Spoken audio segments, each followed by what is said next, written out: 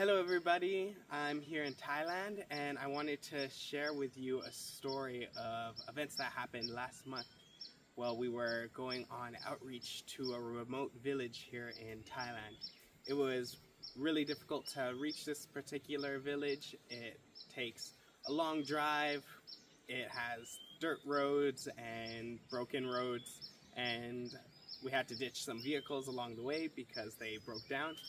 And most people ignore this village because it's super hard to reach and it's just inconvenient, so people just kind of write off the village as being useless and ignore the people of it.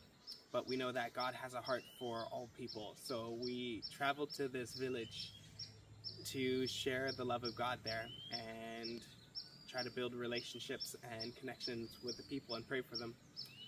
This village has evil practices. They don't follow Thai religion, they have their own religion they follow, which involves doing animal sacrifices, asking demons to possess them and fill them up. They have a shaman and a witch of the village who they see as their wise man and wise lady for the year, and they're supposed to be their protectors, their guides, their fortune tellers, and they're supposed to be invincible.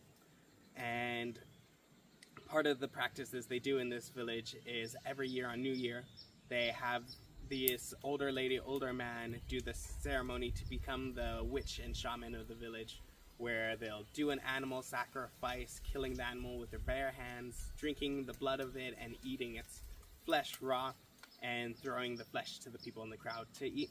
And that's how they make a new shaman and how they draw in the new year, trying to seek blessings for themselves.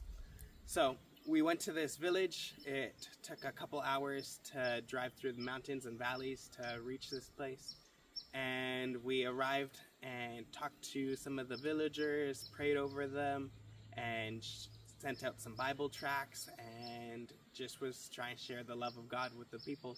We also went to the places where they do their religious ceremonies, and we wanted to pray that God would bring freedom to these people, that he would break away evil's power and just open their eyes to what the truth is. So we were praying that God would crush the evil in the land. And while we were praying, one of our team members, one of the students who were with us, they ended up feeling some large amounts of spiritual oppression, and they started to fall down. And we prayed over her, got her to repeat the name of Jesus and that Jesus is our strength and protection, brought her away. And it was just obvious that there was a lot of evil things happening in the area and that evil was working there. But we know God is stronger. So we kept praying for God to bring in freedom. And after that, we left the village. We went back to our base and we were discussing things the next day in the morning about the spiritual oppression that was going on. And we had two pastors on our team, and one of them during the night, he got an interpretation of what was going on and why that girl on our team was falling out and struggling there. And his interpretation he got from God was that it was the shaman of the village was trying to attack our team member, and he was spiritually trying to get at her. And after he told us about that, our other pastor, our leader, he got a phone call from the village prior to our meeting, which none of us knew about. The other pastor didn't know about either. And it was from the villagers, and they had called saying, "What did you do? What did you guys do?" And the pastor was confused, like, "What do you mean? What happened?" And it was like, "What did you do? Our shaman, he's dead.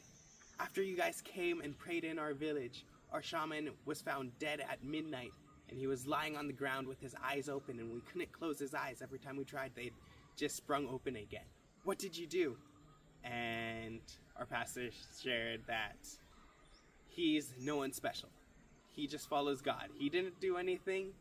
He just follows God. And this village that's been following evil for so many years, and they always trusted in their shaman. They thought that they would be invincible for the full year, and they've never had a shaman die before. And now they're panicked and wondering what's going on, and they're trying to find what they're supposed to do now.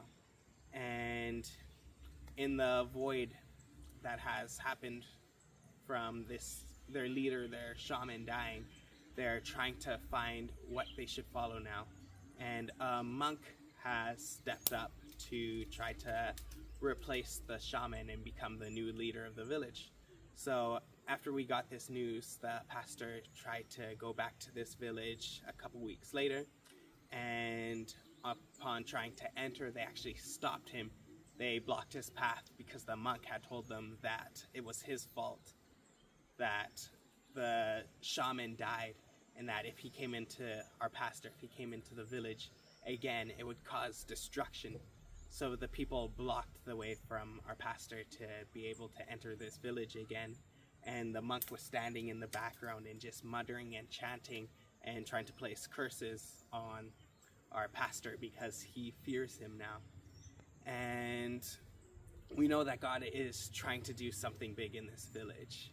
We know that he has a plan and purpose for these people. He doesn't want them to remain separate and outcast. He doesn't want them to remain lost, seeking after lies, seeking after things that can't bring them life, can't bring them a future.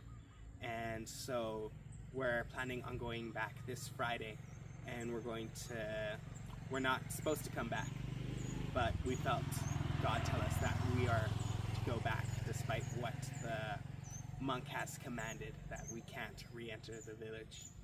So that's where things stand now, and we would appreciate all your prayer and for this situation. It's kind of a crazy situation. We know the monk has a gun and he's very afraid of us and doesn't want us in. He's very openly hostile towards us and trying to place curses on us. So it's a bit of a wild situation, but we know that God sends us where he has a plan. And if we're following God's plan, good will ultimately come from it.